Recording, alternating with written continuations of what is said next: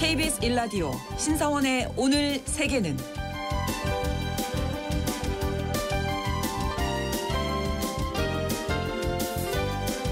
안녕하십니까. 아나운서 신성원입니다.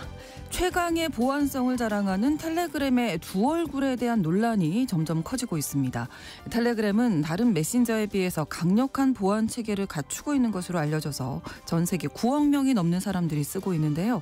바로 이런 점이 악용되면서 범죄의 온상으로 지적받아왔습니다. 하지만 텔레그램 측에서는 이 플랫폼이 범죄자들의 대화 창구로 이용된 것에 대해서 기업이 책임을 진다는 건 터무니없는 일이라면서 책임을 회피하고 있는데요. 최근에 최고 경영자죠. 파벨 두로프의 체포 이후 논란이 되고 있는 텔레그램 그리고 디지털 플랫폼 범죄에 대한 이야기 잠시 후 구정은의 수상한 GPS에서 나눠보겠습니다.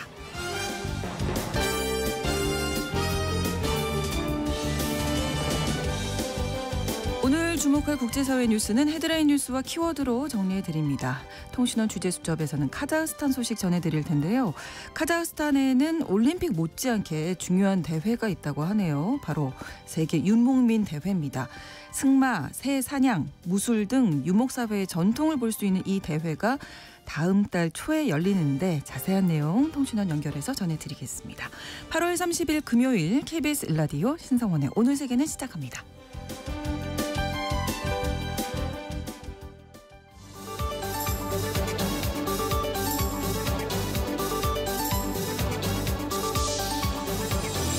오늘 세계는 헤드라인 뉴스. 제10호 태풍 산산이 일본 서남쪽 규슈에서 이동하고 있는 가운데 일본 전역에서 피해가 이어지고 있습니다. 지금까지 4명이 숨지고 1명이 실종됐는데요. 또 90명 이상이 부상을 입었습니다. 규슈를 비롯한 태풍 경로 지역에선 항공기 600여 편이 무더기 결항됐고 신칸센도 대부분 운행이 중단됐는데요. 산산이 시속 15km의 느린 속도로 일본 열도를 관통하고 있어서 주말까지 추가 피해가 이어질 전망입니다. 이란이 핵무기 제조에 사용할 수 있는 고농축 우라늄 비축량을 3개월 새 16% 가까이 늘린 것으로 파악됐다고 국제원자력기구 IAEA가 밝혔습니다. IAEA에 따르면 이란의 농도 60% 우라늄 비축량은 164.7kg까지 늘었는데요. 농도를 60%까지 올린 우라늄은 추가 공정을 거쳐 농도를 90%까지 끌어올리면 핵무기에 사용될 수 있어서 IAEA는 현재 이란이 보유한 고농축 우라늄에 2kg만 더하면 핵폭탄 4개를 만들 수 있다고 설명했습니다. 이란은 2015년 체결된 이란 핵합의에 따라서 202.8kg의 저농축 우라늄만 보유할 수 있었는데요. 트럼프 전 미국 행정부가 핵합의를 파기한 이후 고농축 우라늄 비축량을 늘리고 있습니다. 무소속 로버트 케네디 주니어 후보가 트럼프 전 대통령 지지를 선언한 이후 실시된 경합주 여론조사에서 해리스 부통령과 트럼프 전 대통령이 치열한 접전 양상을 보이고 있습니다. 더 힐과 에머슨 대가 실시한 여론조사 결과 해리스 부통령은 조지아와 미시간, 네바다에서 트럼프 전 대통령은 애리조나와 노스캐롤라이나, 위스콘신에서 상대방의 오차범위 안에서 소폭 앞선 것으로 나타났는데요. 두 후보는 펜실베이니아에서는 동률을 이뤘습니다. 독일 정부가 시리아 출신 이민자의 흉기 테러로 3명이 사망한 것과 관련해 흉기 소지와 불법 이민을 더 엄격하게 규제하기로 했습니다. 이에 따라 지역 축제와 스포츠 경기장 등 공공장소에선 흉기 소지가 금지되고 16개 연방주엔 우범 지역에서 흉기 소지를 규제할 수 있는 권한이 주어지는데요. 극단주의자로 분류된 경우 총기 소지 허가를 주지 않고 범죄가 의심되지 않더라도 연방검찰이 불신 검문을 할 수 있게 됩니다. 또 독일 정부는 독일을 위해 유럽연합 국가에 먼저 입국한 난민을 되도록 빨리 돌려보내고 복지 혜택도 주지 않을 방침입니다. 그리스 중부 항구 도시 볼로스의 항구와 모래사장이 죽은 물고기떼로 뒤덮였습니다. 볼로스 당국이 지난 24시간 동안 수거한 사체의 양이 40톤에 이르고 전체 사체의 무게는 100톤 이상으로 추정되고 있는데요. 지난해 발생한 대홍수로 크게 불어났던 주변 지역 호수의 물이 올해 다시 급격하게 줄면서 민물고기가 바다로 흘러들었고 이 물고기들이 바다에서 생존할 수 없어서 떼죽음을 당한 것으로 보입니다. 오늘의 헤드라인 뉴스 외신캐스터 전주현 씨가 전해주셨습니다. 이번에는 키워드로 정리한 국제사회 소식 함께 살펴보죠. 첫 번째 키워드입니다. 적과의 동침. 네, 우리 시간으로 10시부터 카멀라 해리스 부통령과 러닝메이트인 팀 월즈 미네소타 주지사가 CNN과 했던 인터뷰가 방송이 되고 있습니다. 네. 하루 전에 녹화를 한 건데요. 이 해리스 부통령이 언론과 정식 인터뷰를 가진 건 대선 후보로 떠오른 이후에 처음입니다. 그렇죠. 그리고 한 달 넘게 기자회견을 안 했거든요. 현장에서 기자들 질문도 받지 않았었기 때문에 이번 인터뷰에서 어떤 얘기를 하나 관심이 많이 집중이 됐었습니다. 네. 근데 이제 해리스 부통령이 이 인터뷰에서 내가 당선이 되면 내각에 공화당 출신 인사를 포함할 것이다라는 얘기를 했는데요.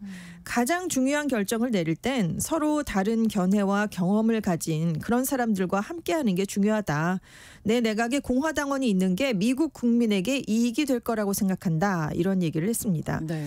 이 해리스 부통령이 22일에 전당대회에서 대선 후보 수락 연설을 했을 때도 정치적 견해에 관계없이 모든 국민을 통합할 수 있는 대통령이 되겠다. 이런 얘기를 했는데요. 내각에 공화당원을 받아들이겠다. 이런 얘기입니다. 그렇군요. 근데 이제 오바마 전 대통령도 조지 W 부시 행정부에서 국방장관을 지낸 로버트 게이츠를 유임시켰었습니다. 그때도 공화당 인사를 기용했던 적이 있는데 네. 같은 기조를 이어가겠다. 그런 얘기고요.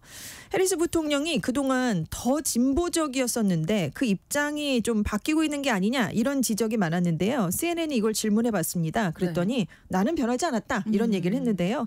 경험이 많아졌기 때문이냐 대통령직에 도전하기 때문이냐라고 추가 질문을 했더니 나의 정책적 관점과 결정에서 가장 중요한 건 내 가치가 변하지 않았다는 것이다. 이렇게 대답을 했습니다. 네. 그러니까 예를 들어서 해리스 부통령이 2020년에 민주당 대선 후보 경선을 치를 때는 환경오염을 많이 일으키는 셰일가스 채굴 공법인 프래킹을 금지시키겠다 이렇게 얘기를 했는데요. 네. 부통령이 된 다음에 입장을 바꿨거든요. 그래서 최대 경합주로 꼽히는 펜실베이니아가 셰일가스를 많이 생산하기 때문이 아니냐 이런 해석이 나왔었어요. 네. 그래서 이런 질문을 좀 해본 건데 해리스 부통령은 바이든 행정부의 인플레이션 감축법이 온실가스를 감축하는 것도 주된 목적이었다. 환경 문제를 해결하는 게 중요하다는 내 가치관은 변하지 않았다라는 점을 강조를 했습니다. 네. 이번 인터뷰가 지금 해리스 부통령이 지지율 상승세를 보이고 있는 가운데 정책적으로는 어떤 입장을 갖고 있느냐 이걸 검증할 수 있는 자리이기 때문에 주목을 받는 겁니다. 네. 뭐 중산층 감사라던가 물가 안정 문제, 주택 공급 확대 문제. 그래서 대선 후보로 제시한 이런 공약들을 어떻게 현실화할 수 있을지 구체적인 답변과 확인이 이제는 필요한 때가 됐다라는 그렇죠. 평가가 나오는 시점에 딱 인터뷰가 지금 진행이 된 거거든요. 그동안 공화당은 해리스 부통령이 인터뷰 등을 통한 정책 검증을 일부러 피하고 있다. 이거 봐라 못한다. 뭐 이런 비난을 해왔었는데 네, 최종 평가가 어떻게 나올지는 조금 더 지켜보면 나올 것 같습니다. 그래서 더 관심이 집중되는 것 같은데 헤드라인 뉴스에서도 그 민주공화 두 후보가 정말 치열한 접전을 벌이고 있어서 그렇습니다. 이 인터뷰가 또 어떤 영향을 미칠지 기대가 됩니다. 다음 키워드인데요. 요 노래 불러야 되는 거잖아요. 여기도 작아. 저기도 작아. 작아가 파친다. 세상은 요지경 이 노래를 알면 너무 좀 오래된 사람이 아닌가. 아무튼 굉장히 유명한 노래니까요. 네. 알고 계신 분들 많으실 거라 생각을 하면서 네. 자, 유럽의 젊은 여성 인플루언서들이요. 트럼프 전 대통령을 지지하는 듯한 가짜 X 계정들이 확인이 됐습니다. 네. CNN이 영국의 비정부 기구인 정보 탄력성 센터랑 공동으로 디지털 조사를 해봤는데요. 트럼프 전 대통령 그리고 러닝메이트죠. 벤스 연방 상원 의원을 지지하는 가짜 X 계정 56개를 확인을 했습니다. 네. 이 계정들을 봤더니 다 젊고 외모가 출중한 여성들의 사진을 대거 쓰고 있었습니다. 네. 일부는 도용을 한 거고요. 일부는 AI가 생성한 사진들이었는데요. 다 트럼프 후보 지지를 선언을 하고 있었고 트럼프 전 대통령의 선거 구호를 적은 공통된 해시태그를 사용했습니다. 그러니까 미국을 우선하겠다는 마가를 사용을 했고요. 대부분 지난 몇 달 새에 이게 만들어진 계정이었고 활동 지역은 미국이다 이렇게 표시가 돼 있었습니다. 네. 그런데 이 가짜 계정을 잘 들여다봤더니 독일, 네덜란드, 덴마크, 러시아 등에서 활동하는 패션과 뷰티 인플루언서 17명의 사진을 도용했다라는 게 확인이 된 겁니다. 있습니다. 네. 예를 들어서 나는 위스콘신 출신의 32살 여성입니다 라고 소개한 루나라는 이름의 여성이 있었는데 3월에 X에 가입을 한 걸로 돼 있었고 미국을 다시 위대하게를 홍보하면서 3만 명의 팔로워를 확보를 했습니다. 그러면서 이제 글들을 쭉쭉 올렸는데 트럼프 전 대통령이 추가적인 암살 시도에 직면해 있다 뭐 이런 음모론도 있었고요. 성소수자와 백신에 반대, 인종차별과 외국인 혐오를 조장하는 글들을 올렸습니다. 그래서 해변에서 찍은 셀카를 공유하면서 트럼프가 영원히 대통령이 되는 걸 지지하겠습니까? 라는 이제 제목을 달았는데 이 글의 조회수가 5만 4천 번이 넘어갔습니다. 알고 봤더니 실제 인물이 아니었다라는 거죠. 이 계정에 올라온 여성, 미국 투표권이 없는 독일의 패션 인플루언서 데비 네더로프였습니다. 그래서 이 네더로프가 자기도 이번에 알게 된 거죠. 내 사진이 가짜 계정에 쓰였다고 그래서 분노를 한 걸로 알려졌고요. 다른 여성들도 내가 동의한 적이 없다. 그래서 이제 신원이 도용되는 일이 발생을 해서 이거 문제가 있다라고 신고를 해도 조치가 별로 이루어지지 않았다고 합니다. 그래서 이제 X는 CNN이 이 기사를 보도하기 전에 24시간 동안 문제가 된 계정 대부분을 삭제한 것으로 알려졌는데요. 이게 SNS의 특성상 한번 퍼지면 모조리 없애기는 쉽지가 않죠. 삭제가 됐다고 해도 이미 퍼져 있으니까요. 다만 CNN은 트럼프의 대선 캠프가 이번 일과 직접적으로 관련이 있다는 증거는 아직은 없다 이렇게 얘기를 했는데요. 일단 계정을 보니까 영어에 문법적 오류가 있었습니다. 글들을 올렸을 때 오류가 있는 메시지가 다른 계정들에게서도 발견이 됐는데 여기 체계적인 패턴이 발견이 됐대요. 그러니까 누군가 조직적으로 했을 가능성이 있다는 건데요. 그래서 전문가들은 이 외국이 개입했다는 신호일 수도 있다. 그렇게 얘기를 하면서 국가적으로 이렇게 한 게 아니냐. 정교함의 수준을 보면 러시아, 이란, 중국을 포함한 적대국 행위자 중에 하나일 수 있다라는 그런 추정이 나오고 있습니다. 아무튼 온라인에 나오는 정보들을 우리가 이제 좀 가려서 접해야 되겠다 이런 생각도 너무 정교하니까 그러니까요. 가려내기가 쉽지가 않습니다. 나중에 이제 알게 되는 거죠. 이게 좀 위험하네요. 다음 키워드는 총성을 멈춘 백신. 소아마비 백신인데요. 이스라엘과 하마스가 가자지구에서의 소아마비 백신 접종을 위해서 일부 지역에서 전투를 일시 중단하기로 했습니다. 좀 반가운 소식이죠. 세계보건기구 WHO가 가자지구의 10세 이하 아동 65만 명에 대해서 이제 소아마비 백신을 접종을 하게 됐다. 다음 달 1일부터 사흘간 3단계로 나눈 일시 휴전이 진행될 것이다라고 얘기를 했는데요. 구체적으로 9월 1일부터 가자지구 중부에서 현지 시간으로 매일 오전 6시부터 오후 3시 사이에 교전을 중단하게 됩니다. 그래서 중부에서 접종이 끝나면 이제 남부로 옮겨가서 이제 교전을 중단하게 되고 남부가 끝나면 북부로 가게 된다는 건데요. 만약에 추가적으로 시간이 더 필요하다라고 하면 양측이 합의를 통해서 군사작전을 중단하는 기간을 하루 더 늘리기로 했습니다. 이미 소아마비 백신 126만 회분이 가자지구에 도착해 있는 상황입니다. 근데 소아마비 백신은 최초로 접종한 뒤 4주 뒤에 2차 접종을 또 해야 되거든요. 그러니까 한 달 뒤쯤에 그 2차 접종의 기간이 다가왔을 때도 군사작전이 일시 중단될 가능성이 있지 않겠느냐 이런 기대가 높아지고 있고요. 왜 이런 휴전까지 이르게 됐냐면 가자지구가 일어나기 전에 소아마비 백신 접종률이 가자지구 안에서 거의 100%에 달했습니다. 근데 현재 80% 초반대로 떨어졌거든요. 근데 소아마비 발병을 막으려면 90% 이상의 접종률이 필요한 상황입니다. 그래서 16일에 가자지구에서 백신을 맞지 않은 10개월 된 아이가 소아마비에 걸린 게 처음 확인이 됐습니다. 가자지구에서 25년 만에 발생한 그런 일이었는데요. 지금 이런 증상을 보이는 아기가 2명이 더 있는 것으로 보입니다. 그래서 이미 수백 명에 걸렸을 수 있다라고 지금 WHO는 보고 있는데요. 전염이 되니까요. 이걸 백신으로밖에 예방할 수가 없어요. 치료법이 없습니다. 그래서 최악의 경우 어린이들이 또 사망할 수 있기 때문에 이번에 혹시 일시적으로 중단을 했는데 이게 지금 휴전 협상이 지지부진하니까 휴전으로 좀 이어질 수 있을까 지금 다들 기대하고 있는 상황입니다. 그러니까요. 좀 좋은 소식으로 이어지기를 기대를 해보겠습니다. 다음 키워드 밥 한 끼 먹기가 힘들다. 돈이 없어서 그런 게 아니라요. 쌀이 없어서 그렇습니다. 일본 얘기인데요. 지난달에 5kg 한 포대 기준으로 쌀 소매 가격이 2,411엔 우리 돈으로 22,000원을 기록했는데요. 작년 같은 기간보다 17% 이상 올랐습니다. 지금 폭염이 일본도 계속됐거든요. 쌀 주산지 작황이 부진했고요. 엔저로 외국인 관광객이 급증하면서 쌀 소비량이 정말 많이 늘었습니다. 여기에다가 이제 일본에서 최근에 지진이 자주 발생했던 것도 영향을 미쳤는데요. 네. 그러니까 일본 기상청이 8일에 거대 지진주의보를 발령했다가 해제를 했잖아요. 그런데 일단 주의보가 내려졌을 때 장기적으로 보존하는 데 유리한 쌀의 수요가 폭발적으로 증가를 했습니다. 네. 일단 해제가 돼도 그렇다고 뭐 아예 가능성이 0% 된 게 아니기 그렇죠. 때문에 지금 쌀 부족 현상이 이어지고 있는 건데요. 그래서 일본 슈퍼마켓에서 쌀 품귀 현상이 일어나니까 쌀을 사려고 갔는데 매대가 텅 빈 곳이 많아졌습니다. 그래서 지금 쌀보다 유통기한이 짧은 찹쌀하고 즉석밥만 남아있는 곳이 많은데요. 마트들이 그래서 제한 규정을 내놨습니다. 한가구당 한 포대만 살 수 있다라고 했지만 이마저도 지금 쉽지가 않고요.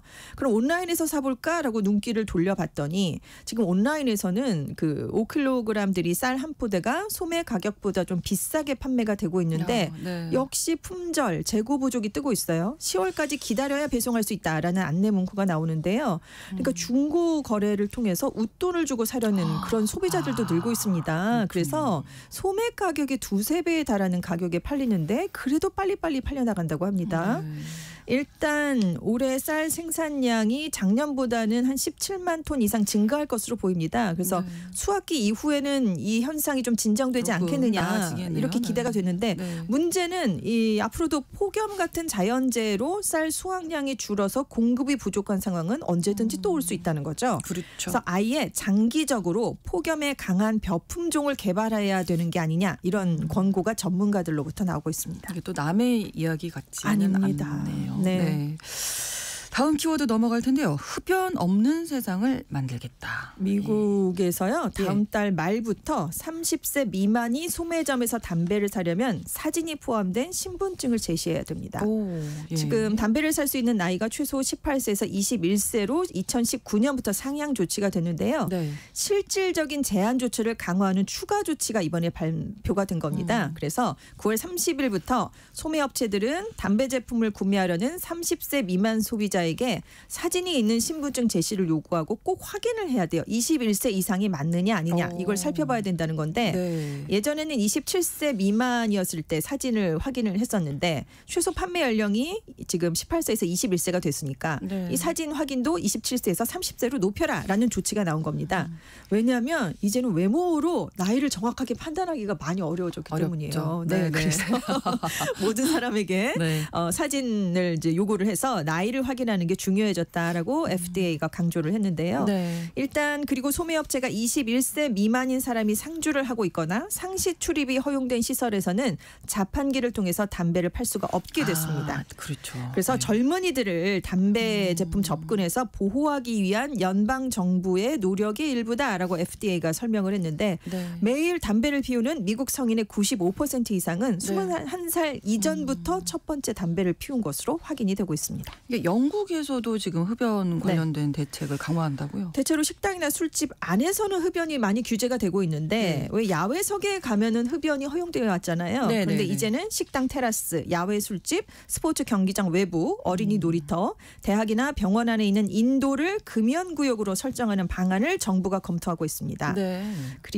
왜냐하면 흡연과 관련된 질병이 아무리 조치를 강화해도 국민 보건 서비스에 부담이 되고 있기 때문인데요. 영국 흡연 인구가 640만 명, 인구의 13% 정도입니다. 근데 매년 8만 명이 흡연 관련 질병으로 사망을 하면서 연간 25억 파운드, 우리 돈으로 4조 3천억 원 이상의 비용이 발생하고 있는데요. 영국 보수당 정부가 그래서 집권했을 때 흡연 없는 세대를 만들겠다. 해마다 담배 살 수 있는 나이를 1년씩 높여보겠다. 그래서 2009년 1월 1일에 태어난 사람부터는 평생 영국에서 합법적으로 담배를 살 수 없게 하는 법안을 추진했었습니다. 아예 구매를 못하게 하는 거군요. 근데 이제 조기 총선이 치러졌잖아요. 그래서 이게 지금 법안이 통과되지 못하고 폐기가 됐는데 노동당 정부가 이걸 우리는 다시 추진해 보겠다라는 겁니다. 근데 이제 의견이 엇갈리는 게요. 이 뭐 금연 조치 확대하는 건 물론 좋다. 그렇지만 일부에서는 국가가 사생활에 지나치게 개입하는 거 아니냐 이런 지적도 있고요. 요식업계는 금연 구역을 확대하면 매출 감소로 이어질 수 있다라는 우려를 나타내고 있습니다. 아무튼 각국이 지금 금연 관련한 정책에 힘을 쏟고 있는 모양새입니다. 다음 키워드가 잠자는 주말의 공주. 네. 잠자는 숲속의 공주가 아니라 주말에만 잠을 주무시는군요. 네, 그렇습니다. 평소에 수면을 이제 충분히 취하지 못해서 나 평소에 너무 잠이 부족해라고 하시는 아침마다 분들. 힘들어요. 네, 사실. 주말이 되면 내가 이걸 몰아서 다 잘 테야. 네네네. 자서 그래도 보충을 할 테야. 싶긴 한데. 그러니까 이게 네. 건강에 뭐 이렇게 도움이 안 된다라는 얘기가 많았는데 이번에 이렇게 잠을 주말에 몰아서 자는 사람들이 그렇지 않은 사람들보다 심장 건강은 좋아질 수 있다라는 연구 결과가 나왔습니다. 영국의 건강연구 데이터베이스인 UK 바이오뱅크 참가자들의 수면과 심장 건강 데이터를 분석한 결과가 나왔는데요. 네. 수면 시간이 7시간에 미치지 못하는 19,000여 명을 수면 부족 상태로 분류를 했습니다. 그래서 이렇게 수면이 부족한 사람을 대상으로 장기간 추적 조사를 벌였어요. 한 14년에 걸쳐서 추적 조사를 했습니다. 예. 그래서 주말에 잠을 가장 많이 잔 그룹은 주말에 잠을 가장 적게 잔 그룹보다 심장병에 걸리는 비율이 19%가 낮아진 것으로 나타났는데요. 네. 다만 이 연구는 딱 이렇게 일반적인 상관관계, 직접적인 상관관계만 조사를 한 거예요. 그래서 주말에 잠을 많이 잔다고 해서 심장 건강이 곧바로 개선된다라는 걸로 직결된다는 걸로 지나치게 주말에 다 의미를 주무실까 봐 지금 또 이런 설명을 확대하면 안 된다. 아직 파악되지 않은 다른 네네. 요인이 있을 수 있다는 거죠. 그리고 그러네요. 네, 주말에 몇 시간 더 잔다고 해서 평소에 수면이 부족한 게 미치는 악영향을 완전히 없앨 수는 없다. 네. 그래서 주말에 더 자면 피로와 졸음을 물론 줄일 수는 있다. 그렇지만 평소에 잠이 부족하면 비만 위험이 좀 높아지거든요. 그렇죠. 이것까지 다 줄이지는 못한다라는 얘기를 전문가들이 하고 있고요. 네. 국내도 굉장히 수면 장애로 진료받은 환자가 많아요. 최근 5년 새 28% 이상 증가했습니다. 109만 명이 넘어가는데요. 이렇게 충분한 수면이 이루어지지 못하면 아까 말씀드린 비만도 올 수 있고 우울증, 치매, 당뇨가 유발될 수 있습니다. 그래서 아이고. 주의를 해야 되는데 국제 수면 학회가 권장하는 18세 이상 성인의 권장 하루 수면 시간이 7.5시간이거든요. 네. 근데 아마 여기에 못 미치는 분들이 많으시지 않을까 이런 생각이 듭니다. 최소 7시간 이상은 그렇죠. 주무셔야 한다는 걸 상명심하시기 바랍니다. 헤드라인 뉴스와 키워드 외신캐스터 전지현 씨와 함께했습니다. 고맙습니다. 네, 감사합니다. KBS 라디오 신성원의 오늘 세계는 1부 마무리하겠습니다. 11시 30분부터 일부 지역에서 해당 지역 방송 보내드리고요. 노래는 마이클 부블레의 노래 준비했습니다. Save the Last Dance for Me. 함께 듣겠습니다.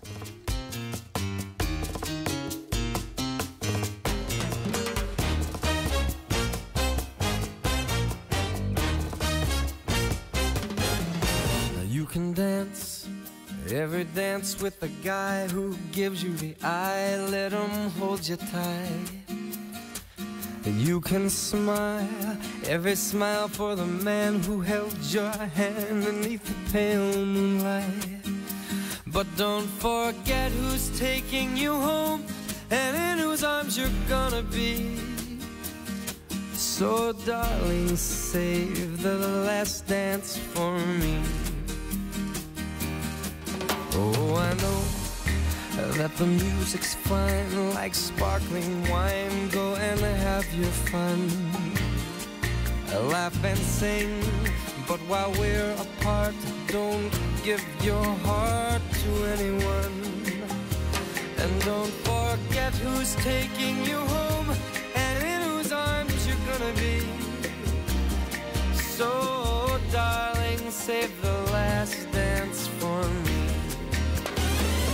Baby, don't you know I love you so? Can't you feel it when we touch? I will never, never let you go.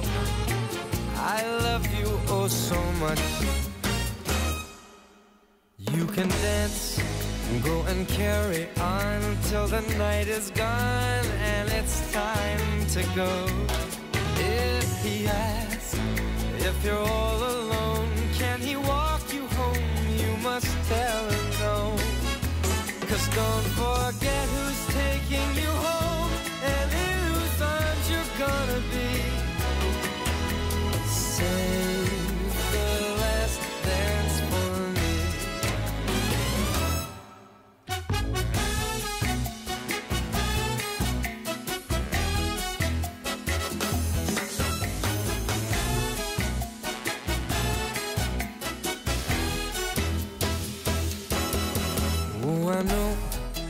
that the music's fine like sparkling wine. Go and have your fun. Laugh and sing. But while we're... 지금 시각은 11시 30분입니다. KBS Ladies and gentlemen. 국제사회의 다양한 뉴스를 한눈에 KBS 1라디오 신성원의 오늘 세계는 세계를 바로 보는 최소한의 투자입니다.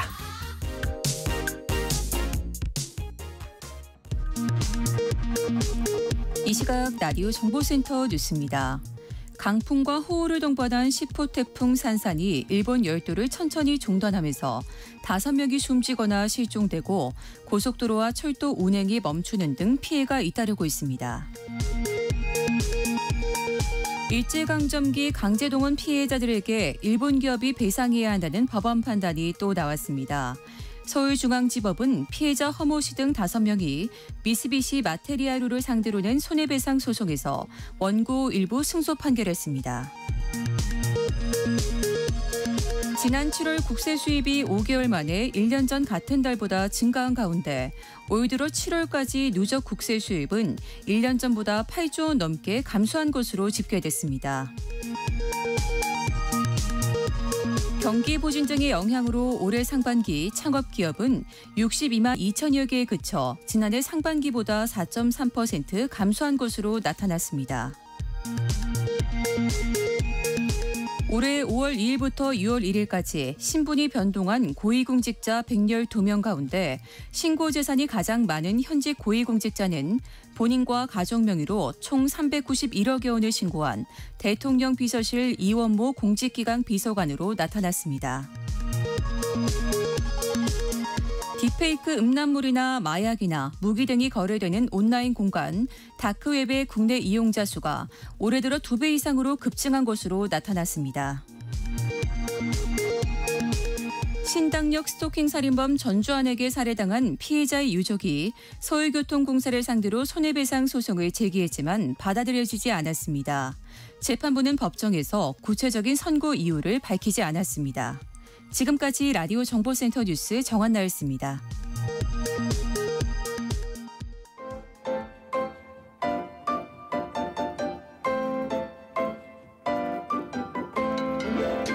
통신원 취재 수첩.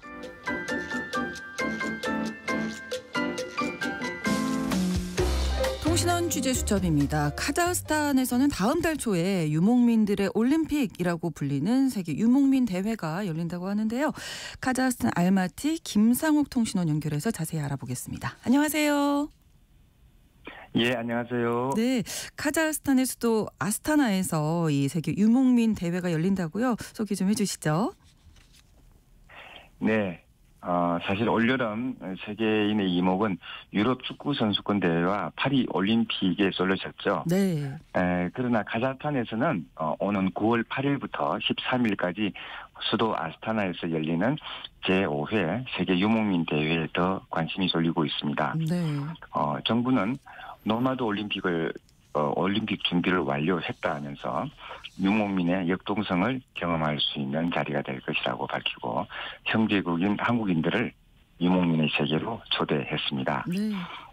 유라시아 대륙을 호령하던 유목민의 후예라고 자임하는 카자흐스탄에서 노마드 올림픽은 하계 또는 동계 올림픽 못지않은 중요한 대회입니다.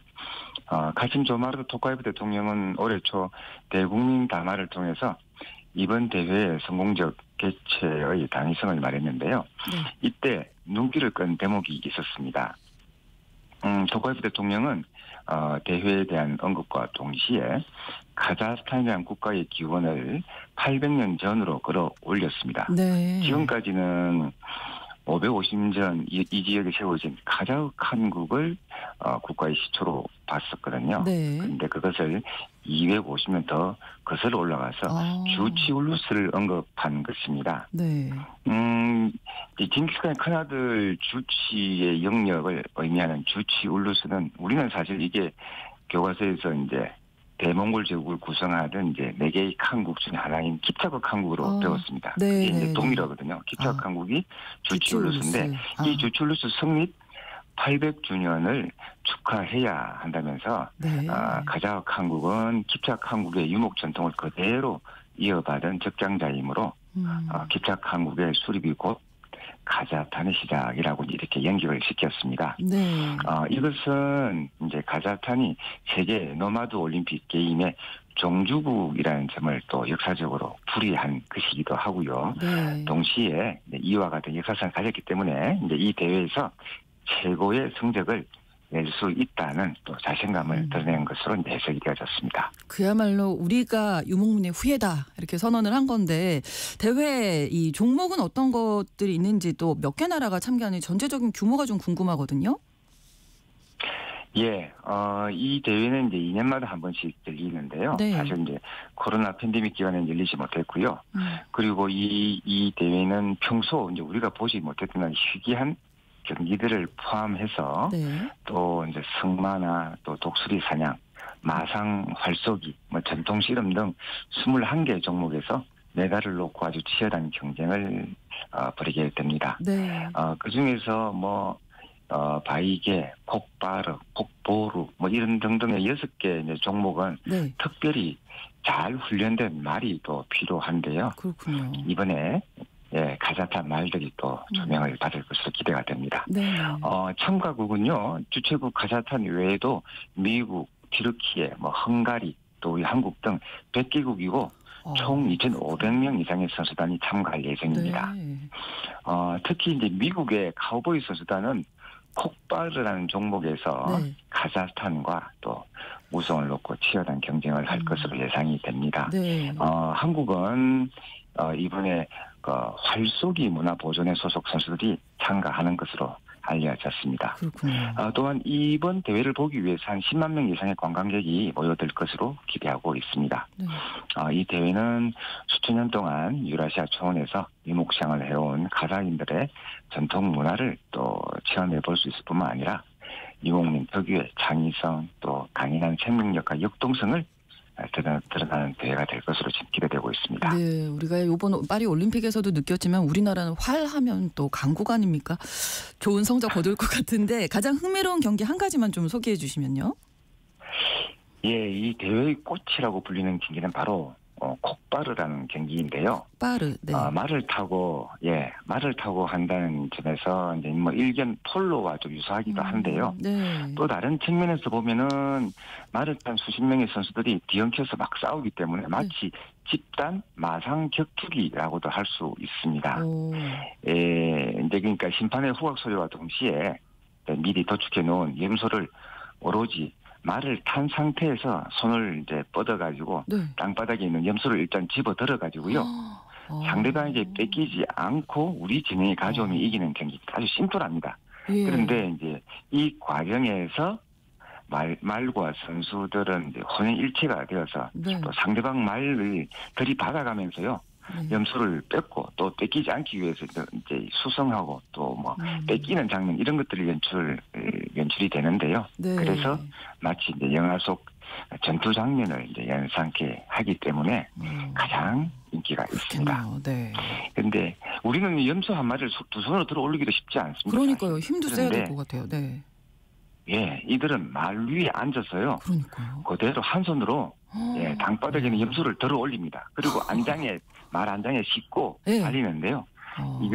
이 경기를 보고 있으면은 이제 유목민들이 얼마나 힘이 좋고 또 그들이 탔던 말들이 얼마나 강인한지를 또 알 수가 있습니다. 네. 카자흐스탄을 대표하는 스포츠 중 하나로 이제 손꼽히는 이 콕바르 경기는 예전에 마을에 이제 경상스러운 날이 있을 때, 그러니까 누군가의 집에 아들이 태어났다, 뭐 이런 일이 있으면 네. 그 집 주인이 양이나 염소를 한 마리 내놓습니다. 그리고 말 청년들로 하여금 이제 힘과 승마 기술을 겨루도록 그렇게 한 데서 유래해가지고 네. 현재는 이제 인기 있는 현대 어떤 마상 스포츠로 자리를 잡았습니다. 네. 이 경기 관람객들은요, 선수들이 이제 말과의 그 유대감을 통해 만들어지는 어떤 박진감 넘치는 스포츠를 생생히 즐길 수 있습니다. 네. 그런가 하면 또 풍성한 문화 행사도 예정돼 있다고요. 예, 그렇습니다. 스포츠 경기 외에 이제 진행되는 다양한 문화 행사에 더 주목할 필요가 있는데요. 카자흐스탄 최대 수공예품 박람회 중 하나인 그 에스노 아울 축제에서 방문객들은 이제 유목민 장인들이 직접 제작한 어떤 작품들을 통해서 가자의 특유의 미도 만날 수 있습니다. 또 전통음악대 ITS에서는 가자 민속 시인 그리고 가수들이 아름다운 선율을 선보이고요. 네. 가자의 민족 패션을 즐길 수 있는 민족 패션 페스티벌도 준비되어 있습니다. 네. 오늘 소식은 여기까지 듣겠습니다. 오늘 고맙습니다. 네, 감사합니다. 네, 유목민 올림픽이라고 불리는 세계 유목민 대회를 자세히 소개해 주셨어요. 카자흐스탄 알마티에서 김상욱 통신원이었습니다.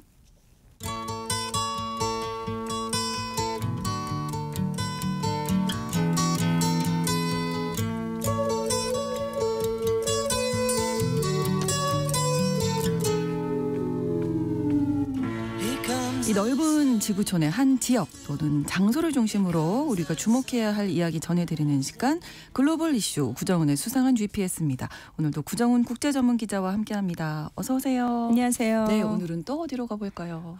이 GPS가 산으로 가는 것 같은 느낌이 드는데 네. 오늘 저도 사실 어디로 가야 될지 잘 모르겠어요. 왜요? 이게 왜 그러냐면 네. 텔레그램 이야기를 하고 싶은데 그렇죠. 텔레그램. 이 회사 완전히 안개 속이더라고요. 그러니까요. 네. 그러니까 그 텔레그램의 창업자금 대표 이제 프랑스에서 체포된 이야기는 많이들 들으셨을 거예요. 저희가 이번 주 내내 좀 전해드렸던 것 같아요. 그 파벨 드로프 CEO가 이 사람 자체도 뭐 러시아인이라고 하는데 이중 국적자더라고요. 이중이 아니라 굉장히 여러 나라의 국적을 갖고 있습니다. 예, 이제 국내 언론들이 이중이라고만 나오는데 러시아에서 태어나서 어린 시절은 보니까 이탈리아에서 대부분 보냈고 그다음에 프랑스 국적자인 건 이제 이번에 프랑스에서 체포되면서 많이 알려졌는데 뭐 러시아와 그다음에 카리브에 작은 영국령 섬 이런 데들이 있어요. 뭐 세인트 키츠 네비스 처음 들어봤어요. 여기 시민권도 갖고 있고 또 아랍에미리트 연합 UAE 시민권도 갖고 있더라고요. 네, 지난 토요일에 원래는 아제르바이잔에서 체류를 하다가 거기를 떠나서 이제 프랑스로 와가지고 붙잡혔잖아요. 공항에서. 네. 근데 이제 텔레그램이라는 회사 정식 이름은 텔레그램 메신저. 근데 텔레그램이 원래 그 전신을 가리키는 영어 단어잖아요. 근데 이 회사는 일단 러시아에서 만들어진 거 그건 확실합니다. 그렇죠. 처음에 시작할 때. 그 다음에는 대체 어디로 어떻게 옮겨 다녔는지는 사실은 지금 오리무중입니다. 전 세계적으로 정말 많은 사람들이 이용을 하는데 9억 명이 있어요. 그러니까요. 근데 회사가 어디 있는지 모른다. 일단 만들어진 거는 이 파벨 드로프 니콜라이 드로프 이 형제가 2013년에 만들었고 근데 러시아 정부가 이제 압박을 하니까 2014년에 이제 파벨이 러시아를 떠났는데 떠날 때는 한 15명 정도 이 핵심 멤버로 구성된 프로그래머 그룹들 그리고 같이 여러 나라를 옮겨 다닌 것으로 알려졌어요. 근데 이제 러시아 떠난 다음에는 독일 베를린으로 간 것 같고 근데 그 핵심 그룹들 전체가 독일 거주 허가를 받지는 못했다는 거예요.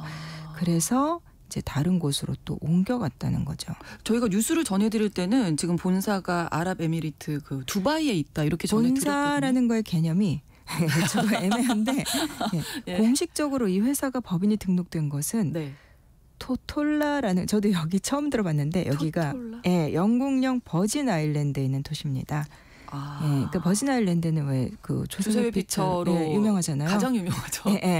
근데 2017년부터 사실상의 이제 헤드쿼터가 두바이에 있는 것으로 이제 보여요. 그래서 실제 사무실은 거기가 있지 않을까. 그리고 뭐 서버 여러 곳 세계 여러 곳에 나눠져 있는데 이게 클라우드 기반 서비스라서 사실 사무실이 어디 있느냐가 뭐 큰 의미는 없지만 이제 뭐 규제나 세금 뭐 이런 거 면에서는 좀 중요하겠죠. 근데 이제 버진 아일랜드에 이렇게 등록해 놓은 거는 아무래도 이 회사는 세금보다는 보안 때문에 각국 정부 압박 피하기 위해서가 아니냐 싶고 그리고 이제 프로그래머들이 어디서 일하는지 아마 세계에 흩어져 있지 않을까 싶어요. 어디서 일하는지 등등을 전혀 공개를 하지 않고 있습니다.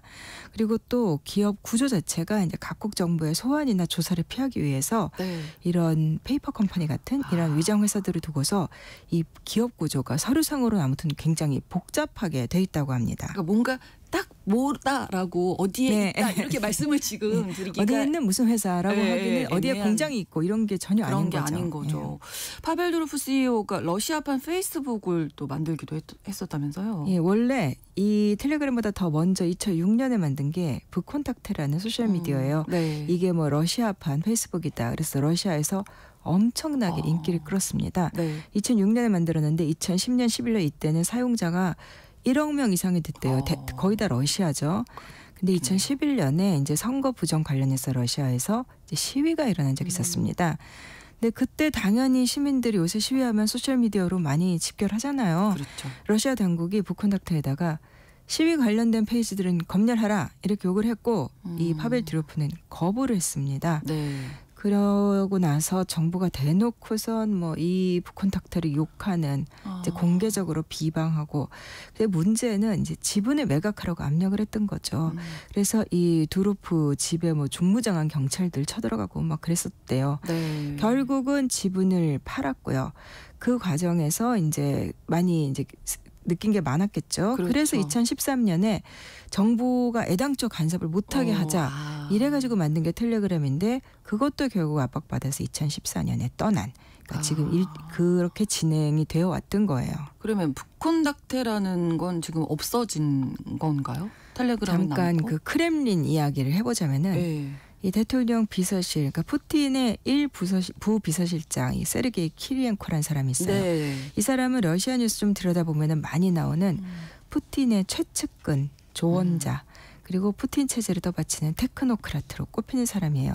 그렇군요. 원래는 푸틴보다 더 먼저 1998년에 그러니까 보리스 옐친 시절에 총리도 한번 했었어요. 그렇군요. 근데 그랬더니 네. 나중에 이제 푸틴 쪽으로 이제 결합이 됐고 그 푸틴 크렘린에 입성하기 전에 원래 국영 원자력 회사 로사톰이라는 데 이사도 했었고 네. 근데 그 아들이 있어요. 블라디미르 키리엔코라고. 네. 이 아들은 또 그러니까 러시아 최대의 디지털 서비스 회사인 로스텔레콤이라고 하는데 거기 부사장을 지냈어요.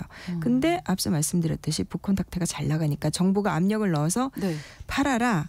이래가지고 어디가 북콘닥트라는 거를 사들였냐면 네.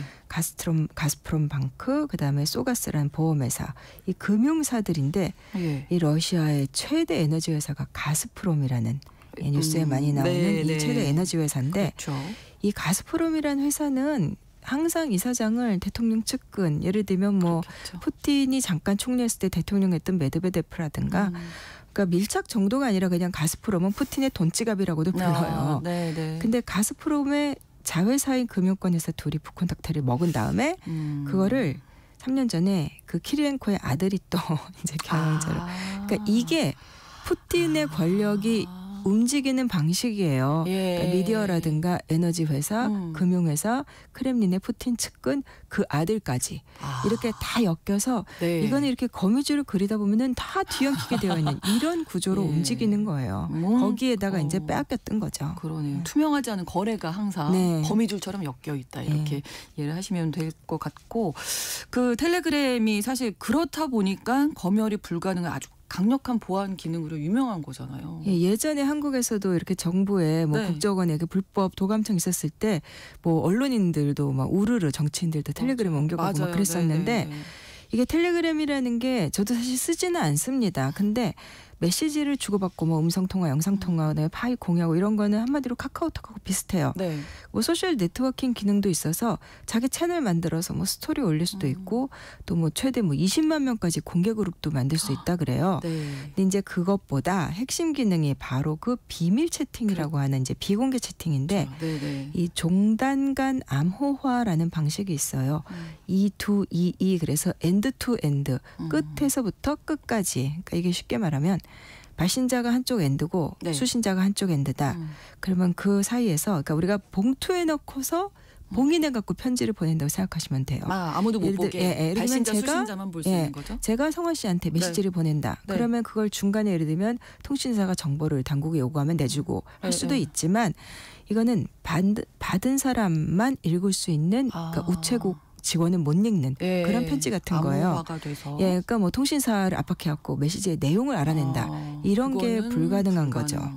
네, 그게 이제 많은 범죄에 좀 악용되는 소지가 있기도 한 건데 뭐 지금 정치인 말씀해주신 대로 유명인들도 많이 쓴다면서. 많이 쓰죠. 보안 기능이 강하니까 우크라이나의 젤렌스키 대통령이라든가 이번에 파벨 드로프가 프랑스에서 체포됐는데 프랑스의 에마뉘엘 마크롱 대통령도 텔레그램을 쓰는 것으로 알려져 있습니다.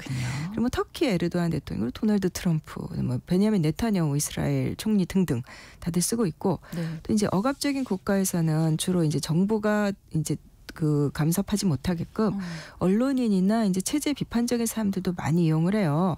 그리고 뭐 벨로루시라든가 뭐 러시아, 홍콩, 미얀마 이런 데서는 민주화 시위대가 텔레그램 통해서 많이 이야기를 그렇죠. 나누고 그러니까 이 나라들은 텔레그램을 억압을 하려고 하죠. 그래서 뭐 예를 들면 이란에서는 뭐 시위대가 텔레그램 많이 쓰니까 이란의 그 정예부대라는 그 혁명 수비대가 나서서 텔레그램 채널 만들어서 뭐 선전하기도 하고. 그래서 미얀마에서도 군부가 텔레그램 통해서 이제 역선전 이런 거 많이 하니까 그러니까 유엔 인권 기구가 요청해 갖고 뭐 네. 미얀마 군부와 관련된 계정도 뭐 없애고 그런 일도 있었어요. 그러니까 결국에는 이제 범죄에 악용된다는 지금 것도 문제가 되는 건 그거죠. 너무나 큰 문제인데 억압당하는 사람들의 예. 독일 때만 되는 게 아니라 그렇죠. 이게 참 그 양날의 칼 같은 건데. 그렇습니다. 트럼프도 그래서 체포된 거잖아요. 예. 지금. 그러니까 그 보안 기능 때문에 범죄 조직들이 많이 쓴다. 이거 얘기가 네. 이미 텔레그램 초창기부터 나왔어요. 우리가 지금은 좀 기억에서 가물가물해져가는 그 이슬람 극단 조직 이슬람 국가 IS. 네. 여기가 그 텔레그램 통해서 이제 신병을 모집하는 거 이게 문제가 많이 됐었어요. 그런 극단주의 선전물 같은 거 많고. 그렇죠. 그래가지고 이제 그 지금은 뭐 거의 뭐 IS 괴멸됐다라고 하는데도 매년 뭐 수천만 개씩 이 텔레그램의 계정이나 게시물이 그 IS 같은 극단주의와 연관된 활동 때문에 삭제가 됩니다. 네. 이제 뭐 그런 문제가 있고 그게 이제 2015년에 이미 문제가 됐을 때 파벨 드로프가 뭐라고 말했냐면 테러에 대한 두려움 이거보다 프라이버시 권리가 더 개인 정보 보호가 더 중요하다 그러면서 했던 말이 제 기억에 뭐 그럼 테러범들은 말할 때 단어를 쓴다. 그러면 단어 자체를 폐지하지 왜? 뭐 이런 식으로 말을 했었어요. 예. 근데 그 이게 IS 같은 것만 문제가 되는 게 아니라 네. 작년 4월에 브라질 당국이 텔레그램 이제 일단 계정 정지 사용 중단시키고 거액으로 벌금 때린 적이 있었어요. 이때 뭐가 문제가 됐냐면 네. 이 네오나치들 극우파들 인종주의 선동 이거를 브라질 연방 경찰이 조사를 하고 있었는데 텔레그램이 이제 협력을 거부했던 거예요. 근데 이 예전에 뉴질랜드에서도 뭐 크라이스트 처치였나 이렇게 극우파가 네. 이렇게 테러 저지르고 근데 그 영상이 트위터나 페이스북 같은 데 삭제가 됐는데 텔레그램 통해서 다시 그 계속 극우파들이 유통이 되는 돌리고 거죠. 막 이런 일이 있었어요. 그 문제예요. 이 텔레그램 통해서 이루어지는 성범죄 지금 우리도 뭐 엄청 큰 문제죠. 이거 진짜 그렇습니다. 너무 심각한데 이제 예. 아동 성학대물 저는 이제 포르노라는 용어가 조금 그래서 이제 성학대물, 성착취 동영상 이런 거라고 많이 얘기들을 하는데 네. 그런 거 당연히 텔레그램으로 퍼지죠. 그러니까 예를 들면 뭐 2021년에 퍼블릭 룸 사건이라는 게 있었는데 이게 동유럽의 마케도니아에서 벌어졌던 그러니까 한마디로 마케도니아판 N번방 사건이에요. 네. 이번에 또 딥페이크 영상 우리도 문제 많이 됐고 네. 뭐 마약 거래되고 네. 그리고 뭐 우크라이나 뭐 어딘가에 뭔가가 자료가 털렸는지 우크라이나 시민들의 개인 정보를 판매하는 봇까지 등장한 적이 있었어요. 그리고 뭐 그다음에는 무슨 뭐 취업 사기 이런 거에 악용되기도 하고 또 올해 3월 달에 스페인 법원이 텔레그램을 또 일시 차단을 했는데 이때 문제가 저작권 침해한 영상이나 이런 컨텐츠에 대해서 텔레그램이 제대로 조치를 안 하고 있다는 거예요. 네. 근데 이번에 이제 드로프가 체포된 것도 결국은 그런 범죄들 때문 또 있지만 이 텔레그램 문제가 뭐냐면 플랫폼이 컨텐츠에 대해서 어느 정도 책임을 져야 되나라는 네. 근본적인 문제가 있는 거고 그다음에 두 번째가 그러면은 그 플랫폼이 범죄에 대해서까지 책임을 지는 건 힘들지만 그건 책임을 묻긴 좀 어려운 면이 많죠. 그렇지만 범죄 때문에 당국이 수사를 하고 정보를 요구할 때 어느 정도까지 가입자들의 정보를 내줘야 되나.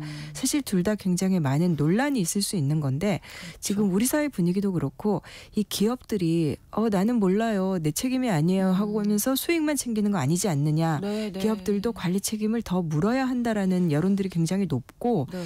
그다음에는 이 개인정보 보호도 좀 중요하지만 이제 억압적인 정권에 이제 악용되는 문제가 있긴 한데 그렇지만 너무나 많은 피해자들, 진짜 피해자들한테는 너무 큰 피해잖아요. 그렇죠. 예, 그래서 이번에는 돌이킬 수 없죠. 예, 그래서 아마도 이제 드로프에게 책임을 많이 묻지 않을까 싶은데 지금 뭐 보석금 500만 유로 내고 나와서 이제 앞으로 계속해서 조사를 받고 네. 프랑스는 일단 떠날 수 없는 상태이고 뭐 2주에 한 번씩은 자기 어디 있는지 보고해라 지금 이렇게 되어가고 있는 것 같아요. 그래서 네. 이 재판 결과는 뭐 여러 가지로 전 세계에 영향을 미칠 것 같습니다. 네, 뭐 우리나라에서도 지금 최근에 또 예. 딥페이크 성범죄 문제가 불거져서 걱정인데 아무튼 이런 디지털 플랫폼 이용한 범죄가 전 세계적으로 막 급속도로 퍼져나가고 있어서 너무 걱정인데요. 전 세계적인 드루프 이제 체포 전후에서 텔레그램 쪽에서는 네. 우리는 유럽연합의 법률을 준수하고 있고 한마디로 업계 표준 안에서 다른 소셜미디어 회사들 수준으로 우리도 해왔다라고 하는 건데 이제 이게 예를 들면 뭐 개인정보 보호를 하면서도 또 범죄를 어떻게 차단할 건가 이건 이제 각국이 자기네 법 체계에 맞춰서 되게 많이 그렇죠. 고민을 해야 될 문제인 것 같고 네. 사실 이제 한국에서 문제가 됐는데 어떻게 보면 한국은 한국의 사례를 외국 언론들도 많이 보도를 했어요. 네, 네. 세계에서 가장 빠른 평균 인터넷 속도를 가진 나라, 그 못지않게 디지털 범죄가 심각한 나라. 그러니까 디지털 플랫폼들이 생기면서 성범죄가 많이 늘어난 것도 사실이지만 성범죄에 대한 처벌 자체가 미약하고 그렇죠. 인식이 네. 적은 거 이런 여러 가지 문제가 겹쳐 있는 것 같고 네. 아무튼 특히 AI 시대, 인공지능 앞으로 시대에 더 걱정이에요. 그래서 세계가 참 많이 고민을 해야 될 것 같습니다. 딥페이크 이게 우리가 구별을 할 수가 없을걸요 아마 거의. 구별을 할 수가 없고 그다음에 그거에 대한 피해 자체가 네. 이 피해 정도를 피해자들과 가해자들이 너무나 다르게 느끼잖아요. 그렇죠. 가짜 영상인데 제 네. 회사만 뭐 만든 건데 근데 지금 뭐 한국에서 뭐 대통령까지 나서서 발언을 했다고 하니까 네. 이번에 이 수사가 어떻게 진행되고 처벌이 어떻게 되는지 우리가 이거는 정말 열심히 감시를 해야 되는 문제인 것 같아요. 기업들도 어느 정도는 좀 책임져야죠. 책임이 있다. 예. 중요한 것 같습니다. 디지털 공간에 대한 규제 속도가 또 범죄 확산하는 속도보다 항상 좀 그게 문제죠. 느리기 때문에 기업의 책임 또 기술의 악용을 막기 위한 노력도 끊임없이 필요할 것 같습니다. 글로벌 이슈 구정은의 수상한 GPS 구정우 국제전문기자와 함께했습니다. 오늘 고맙습니다. 감사합니다. KBS 라디오 신성원의 오늘 세계는 오늘 방송 마치겠습니다. 다음 주 월요일 오전 11시 5분에 다시 뵙겠습니다. 고맙습니다.